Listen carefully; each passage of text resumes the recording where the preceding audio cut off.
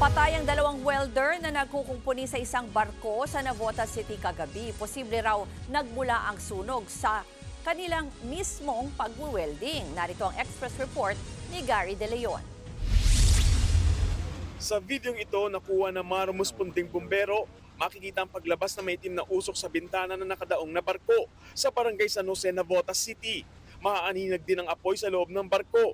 Kinukumpuni ang barko na mangyari ang sunog alas 9 kagabi. Nahirapan ang mga bombero sa pag-apula ng apoy. Medyo confined yung sunog. So ibig sabihin, nasa loob siya at limitado lamang ang lagusan pati ang mga bintana. Kaya hindi nahirapan na ating bombero para maipasok ito. Tumagal na 5 oras bago tuluyang naapula. Nang siyasatin ng barko, tumambad sa mga rescuer ang dalawang lalaking walang malay sa ibabang bahagi ng barko.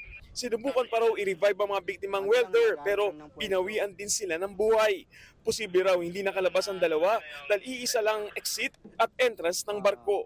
Iniimbestigahan pa ang sanhi ng apoy pero tinitingnang dahilan ang isinasagawang welding works sa barko ng mismong mga biktima. Aalamin po natin, ang ating mga investigador kung paano ba nagkaroon ng source ng ignition o ng pagliyab habang nagtatrabaho itong mga welders na to.